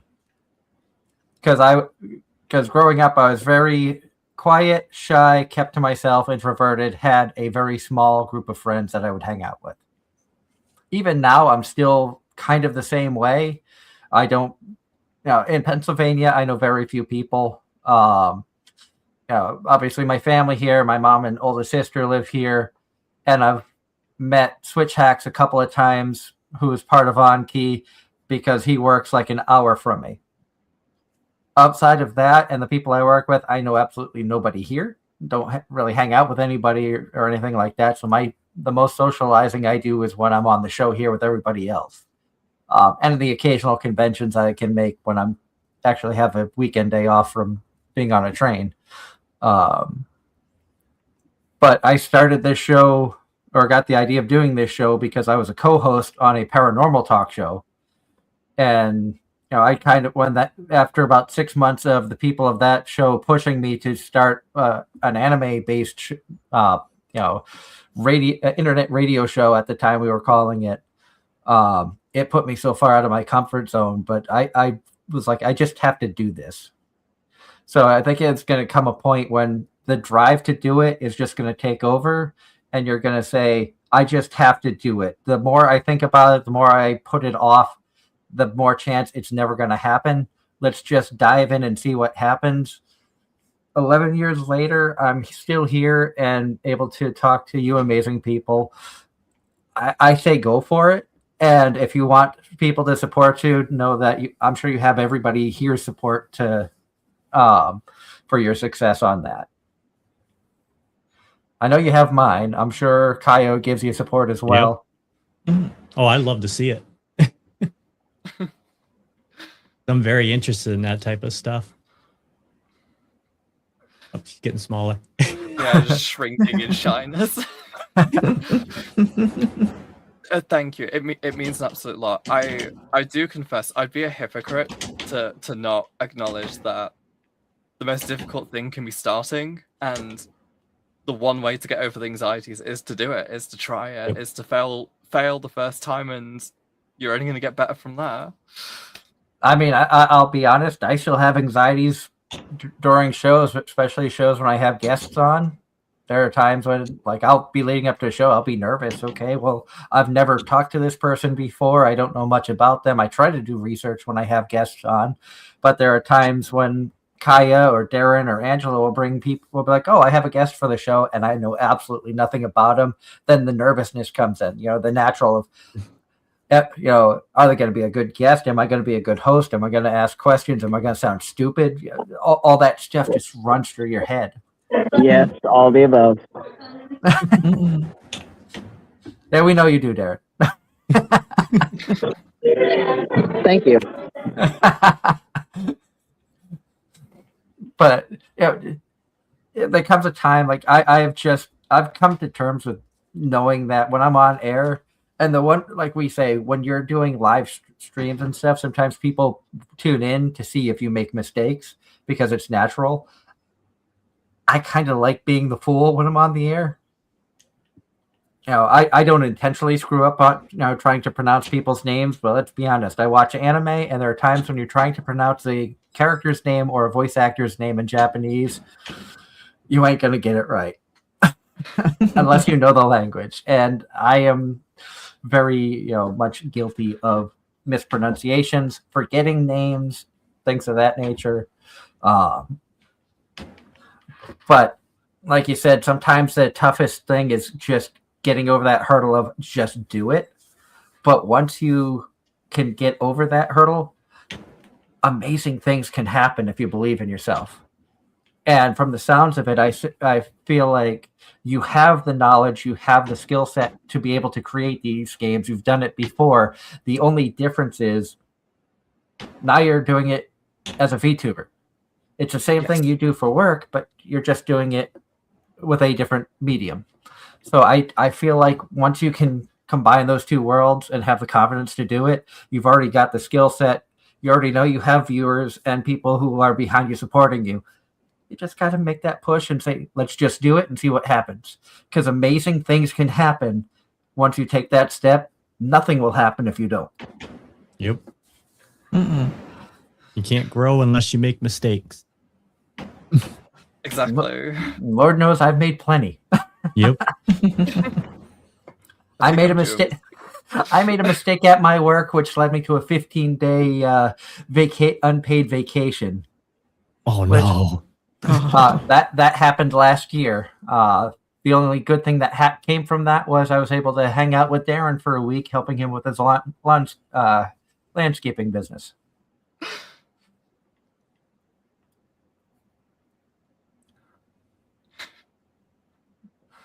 And I thank you for that, Master Silo. He says, I feel like Doug is reliable. That's probably why I'm lurking. Well, I thank you for that. I try to take my knowledge of, the things I have done in my life, all the mistakes I've made, and try to pass it on. But I try to be, entertaining, pass along some knowledge, but I'm also isekai trash. And so you're going to get a lot of dumb comments from me. I won't lie. And sometimes I'm an extreme goofball, which doesn't always portray through here because, let's be honest, I've been told that meeting me in real life and me on here sometimes feels like two different personalities because I'm sure you all can relate. There are times when you go on air and you turn into an on-air personality. Once that shuts off, you go back to your normal professional mode. Yeah, professional mode and relaxed mode. And I never realized that I go into like a professional mode when I'm on the air until it was brought up to me by a friend that who had been a guest on the show, but we knew at conventions as well. I can agree with that. You are a little different when I see you in real life than when you're on air. Also, the social anxiety is different when you see me at the conventions. I try to have the professional of, I do a radio show, but at the same time, I'm nervous as all heck. And great quote from Master Silo in the chat says, the master has failed more times than the novice has attempted. That is a fantastic quote. And here's a prime example of things that I've made mistakes on. So many VTubers put VT at the end of their screen name. For the longest time, I was like, why is everybody in Vermont?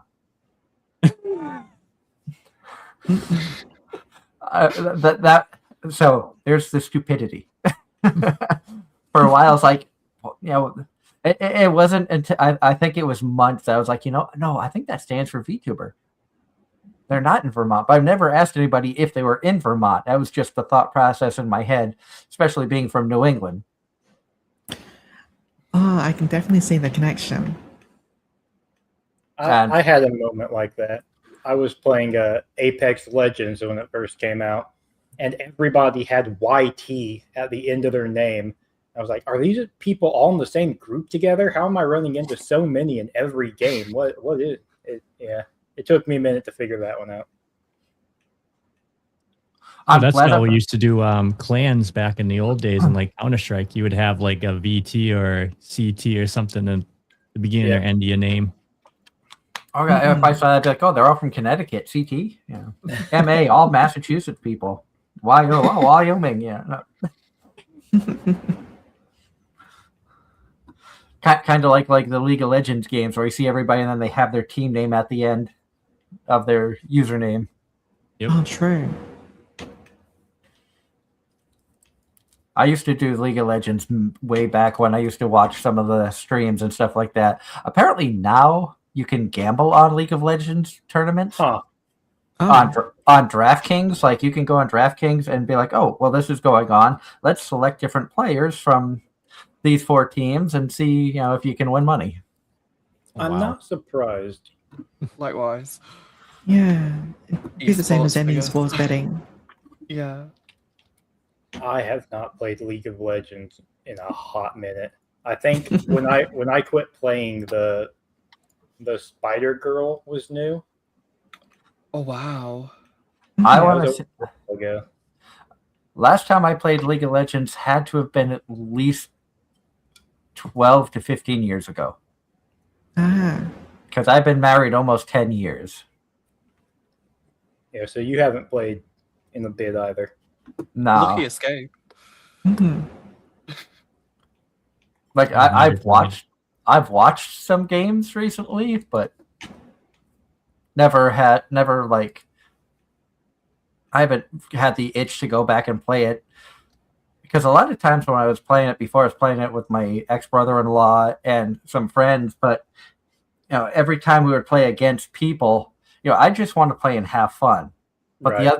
but then you get Mhm. people who would start screaming and yelling and take it way too seriously. And it's like, oh, you're just feeding the other team. It's like, dude, it's supposed to be for fun. I'm not here trying to like become the. You weren't trying to go pro? I'm not trying to go pro. I'm not smart enough, skilled enough, or have enough patience to do that. Yeah. My thing See- with League of Legends is when I wanted to play a video game, I'd want to just sit down for a few minutes and play. I didn't want to sit there for an hour and a half in one match. And the League of Legends matches can get long. Oh yeah. Yeah. Now Ross in the chat says that I hope that Sun Marie and Kristara will continue to do their best in 2026. Thank you. Definitely giving it our all. Well, And- I don't have a choice. Oh. And I'm looking forward to getting to meet Hex at Anki Expo next year, November 20th through 22nd, if I remember correctly, in Danvers, Massachusetts.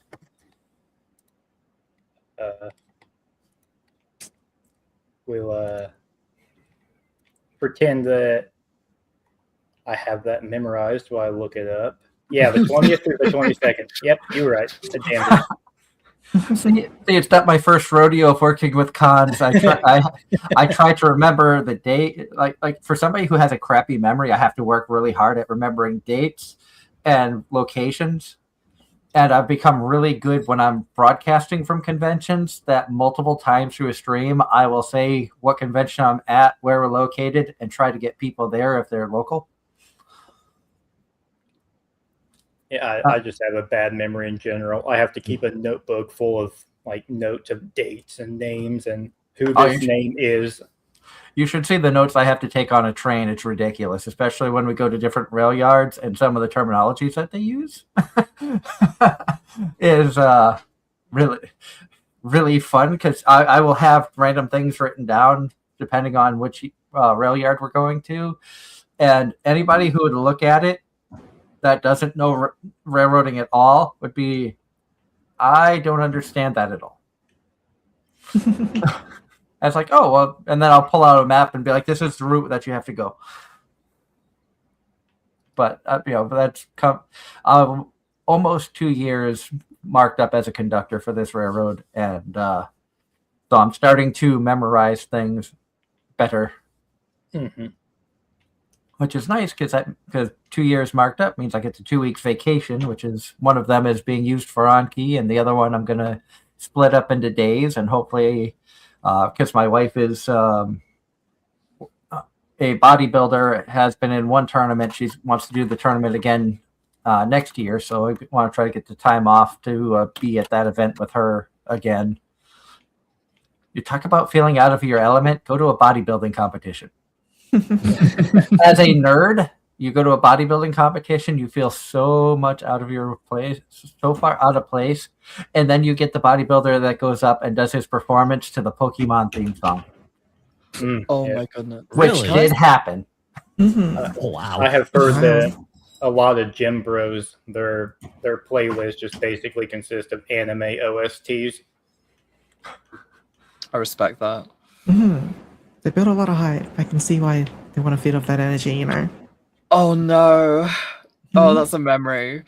I don't do it anymore, but I used to like every single night when I was growing up. I used to like do like some like yoga and stretches, so I didn't really do much exercise. I used to listen to anime music, usually from Fairy Tail, as I would like do stretches, and it would motivate me because it's very motivating music. To be fair, Fairy Tale had a decent amount of good music back then. Yes. Yep. I just wish the show could have kept me interested more than 100 episodes. I think you made it in farther than I did. Mine was just a schedule thing, though. I'm too busy to binge watch a 1,000-episode anime anymore. Yeah, I can agree with that. And John Knight in the chat says, "Hey, Hex, Marie, Chrissy, have you done your Christmas shopping yet?" Yes. I've done it. I've done majority of it. There's still one or two more things I gotta get. And it's been crazy. I have done the minority of it. I need to Oh. finish getting stuff off of Amazon and wrapping it. We've completed our Christmas shopping today.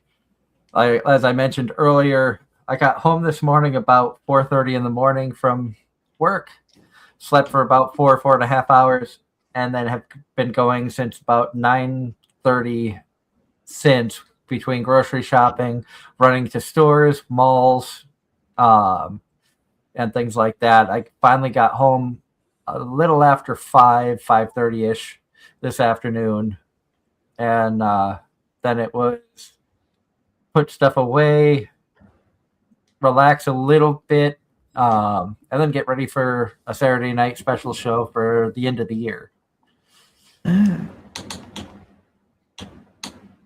I will say energy drinks are a great thing. I have Never never drank used. one. Never Same. used them. I usually go off of coffee, like one coffee and an energy drink if I need it. I don't even Unfortunately- drink coffee. Oh. I find that both coffee and energy drinks are exclusively my diet at the moment. Between all the jobs and all that, it's just crazy. And it's the only thing to keep you going on the go. I don't do coffee or energy drinks. I've never cared for the taste of either of them. Same. I will say of the energy drinks, the ones that I tend to go to the most now are Ghost, because some of their flavors are like scarily spot on. They have a Swedish fish one that tastes just like the candy, Ooh. and it's 0 calorie. Oh, I see. And they have a creamsicle one that tastes just like the old orange creamsicles. They have a Welch's grape one that tastes like grape juice. So they have some really, really good flavors. And we're not sponsored by Ghost, just so everybody knows. But they do want to sponsor us, reach out. I'd love to hear from you. I love that line. Oh gosh, this is the shameless part where it's like, oh, okay, I do flog the fact. Yes, I do have a partnership with a brand. Well, seeing how we have about 10 minutes left in the show, because my God, this just flew by. I want to give everybody a chance to, as you said, shamelessly plug yourself. Let everybody know where they can find you on live streaming, social media, any events that are going on. We'll start from left to right on the screen. Hex, let's start with you. Oh, well, like I said, I have a social media app that I'm developing for VTubers. In a couple months, you'll be hearing something about that. But Anki Expo, the big project right now, we have a shiny new webpage. It's recently got a big overhaul. It has the date and the map on there. We post all of our partners and the sponsors and all that stuff on there. So if people want to check that out, they can go to onkeyexpo.com, ONKEYEXPO.com. And that's got a link to all of our socials, our Discord, our X, all that stuff on there. That's all I got. Marie? Well, for those of you who are interested, hi, I'm Mary, or Night Mary as my full name. You'll find me on Twitch, soon to be also moving to YouTube, but I'm also on Twitter/X under Night Mary VT. You start seeing bunnies, you're heading in the right direction. I stream basically most evenings for the US. I do a lot of Souls games, a couple of spooky things here and there, but I'm just here for a good time. And Kristara? Oh gosh. So I've got it displayed. My handle is KristaraVT. My main presence is on Twitch. I don't stream on YouTube yet. I do have some clips on there, so you probably will find me if you look me up there. I tend to post things on Twitter, but generally Twitch is my home place at the moment. My most upcoming thing to probably talk about is I'm kidnapping both Mary here and Kaya for a Lethal Company collab on Monday. I think that'll be the next place to see us all. What? I don't know if I'll be able to watch that due to the fact that I will probably be on a train sometime between 1 and 5 p.m. is when I'll probably go on duty and be on a train for the next 12 hours after that. Yeah, I think it's during those hours. It's like it'll be like 2 or 3 o'clock. Kaya will better Yeah, I know think time it's like zones. 3 o'clock. So there's a good chance that I will have been called for work. So I'm sad to know that I'm going to miss that, but I would absolutely love to,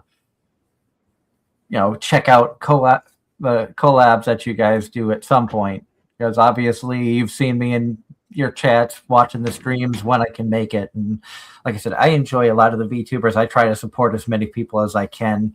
Obviously you can't follow everybody or watch everybody at the same time, but Yes.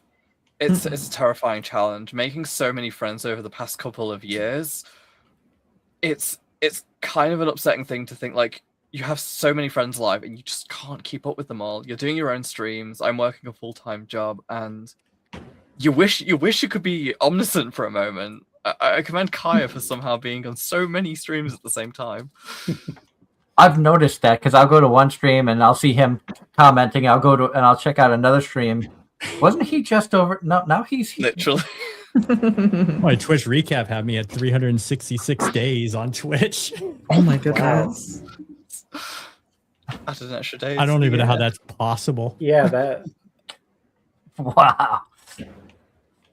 He just lives there. He has a tent set up in the back.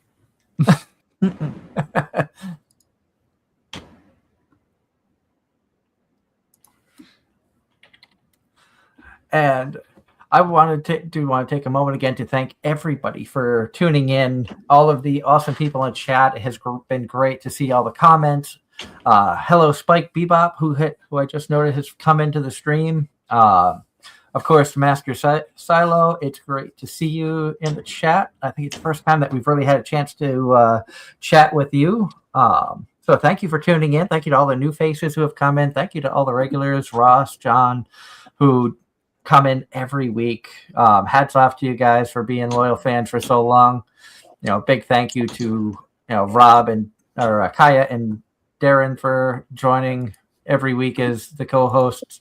It's been a lot of fun having Kaya as the newest addition to the show.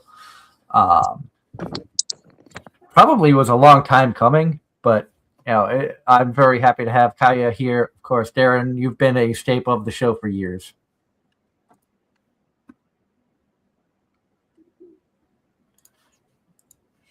I thought I saw him unmute for a second, so I thought he was going to say something. That's why I paused.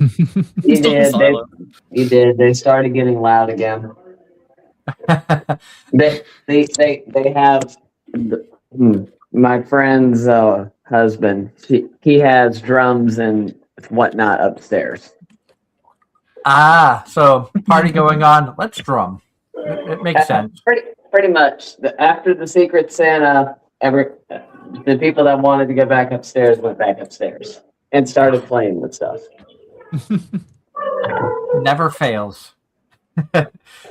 My wife's brother recently got a foosball table at his house. So when we were over there last weekend, I think it was, for doing our Christmas thing, of course, beer pong, playing foosball, and doing all kinds of things. So when there are toys to be played with, you will play. Yep. And Ross says, Darren is the little drummer boy. A rumpa-pum-pum.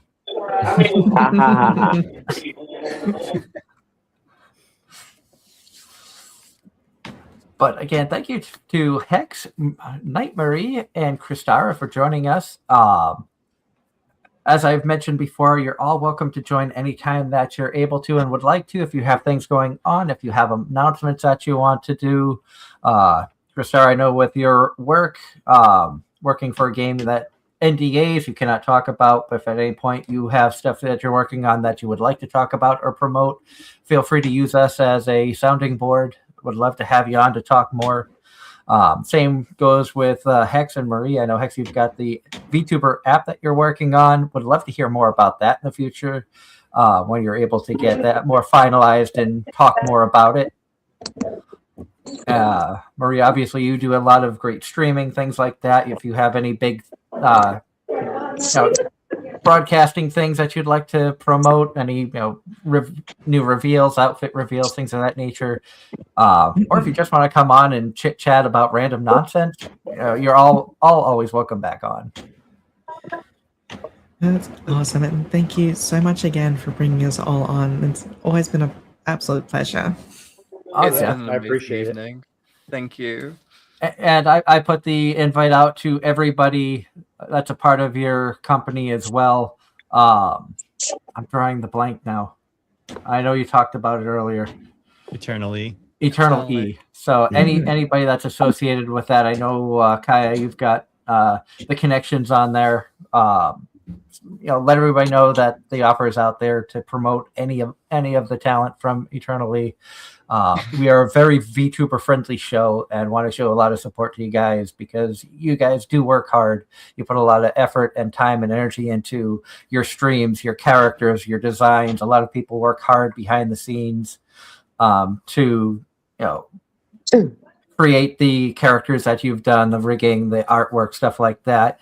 And I love to show off people's work, people's hard work, and promote everybody. And Kristara, with the video game and programming side of things, you're one of the unsung heroes that people forget about, where you have to maintain servers. But you're probably also somebody that they curse when a server goes down. Yes, luckily I'm not the person who has to put it online. That's my boss's job. My boss is the one that rolls back everyone's progress. Oh.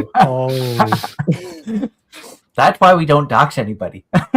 Yeah, that's probably it, honestly. And I can hear the clock going off, means it's 10 o'clock Eastern here. Unfortunately, that is it for Anime-Zing Radio, but thank you to everybody who tuned in. I hope you enjoyed the show. You will probably find random streams throughout the next few weeks if I'm home, just playing games, or my wife, who has started to delve her toes into the VTuber world. She may be doing some streaming of Pokemon ZA. I like playing random games on here as well. And sometimes it's just hard to, and I'm sure as VTubers, you guys can agree, there are times when it's hard to just stay away from being on the air and talking with people. Yes. So even though, I started, when I first started the show, I always took a 2-week break for Christmas and New Year's just to recharge and stuff. I can't stay away for too long. I always find my way coming back on. Let's just stream, and whoever shows up will just BS with. But until next year, basically, when would our first? I think January 4th would probably be The our 4th. first show back.